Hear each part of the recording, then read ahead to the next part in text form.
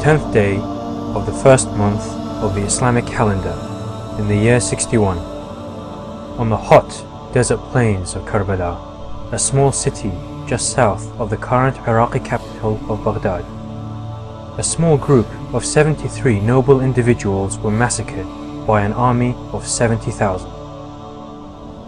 The victims were respected followers of the religion of Islam. The perpetrators, led by Yazid, son of Muawiyah, claimed to follow that very same religion.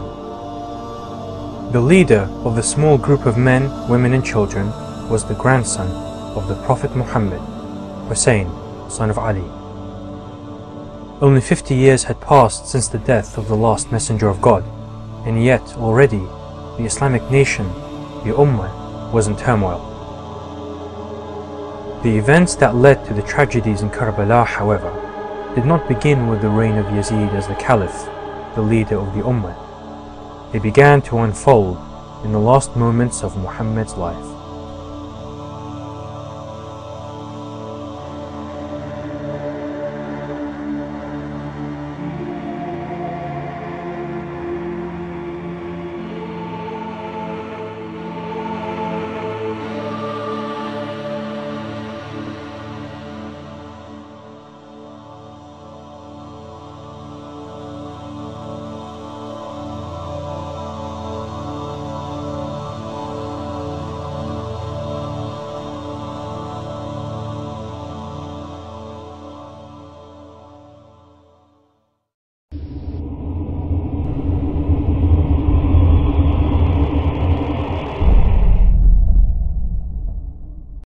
In the 11th year of the Islamic calendar, in the holy city of Medina, the Prophet Muhammad was nearing the end of his life.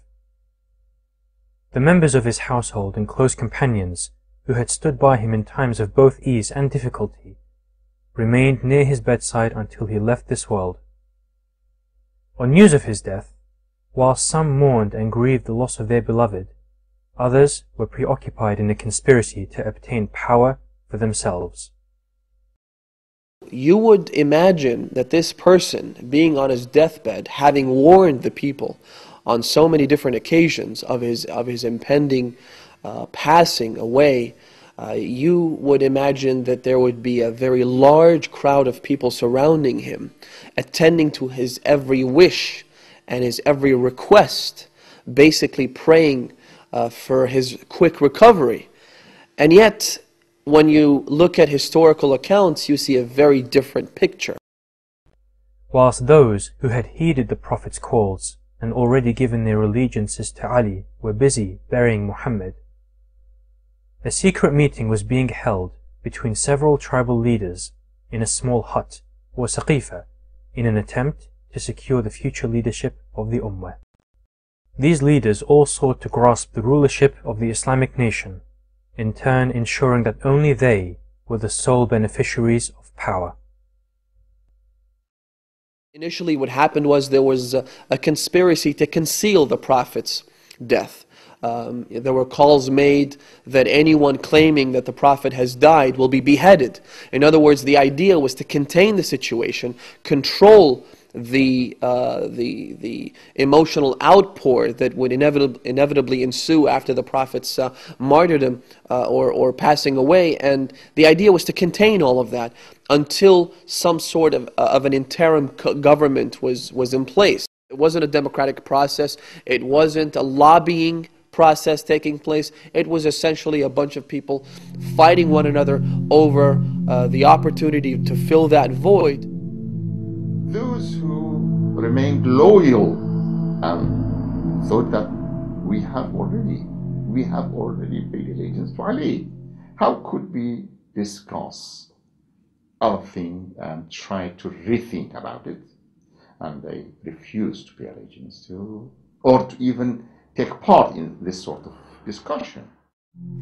Upon hearing of the meeting that took place at Saqifa, Ali and his loyal supporters gathered at his house to discuss the situation at hand.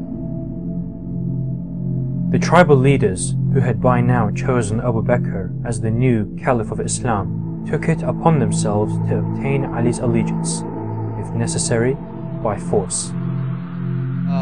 There was an ambush that took place against the house of Imam Ali. And the really tragic aspect of this is that Imam Ali was not just any other companion to the Prophet. He was not just the closest friend to the Prophet. He was not just the one who was raised by the Prophet himself. He grew up in the house of the Prophet of Islam. The Prophet was his caretaker. But not only was he that close to the Prophet, he was also the husband of the Prophet's only daughter, the chief and the mistress of the women of the world, Lady Fatima, may Allah's peace and blessings be upon her.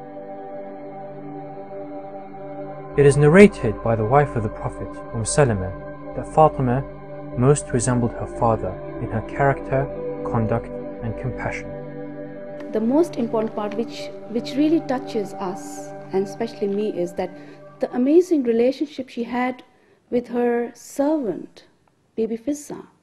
That Bibi Fatima had told Bibi Fizza that, look, you are in my house, you have brought in this house as a servant, but one day you will work and I will rest, and one day I will work and you rest. And this is an amazing message to humanity and to all of us, that Islam is the only religion which tells us that even our servants or even people who are working under us have got their rights, have got respect, and how we should maintain it. Fatima Zahra, to me, when I think about her, I think of her as a mother, and it just goes to show how important women are in Islam and according to God, because 11 of the Imams go back to Prophet. He says, Fatima is a part of me. She's a part of my flesh. She's a part of my soul and spirit. Fatimatu bad'atun minni. Man ardaha faqad ardani. Anyone who pleases her has pleased me. And he doesn't say anyone who pleases her is like one who pleases me. No, he's saying that Fatima is somehow directly connected to my soul. Anyone pleasing her will have pleased me. Anyone who angers her, angers me. Anyone who hurts her has hurt me. And anyone who hurts me hurts Allah. And anyone who hurts Allah receives the damnation and the curse of Allah. So those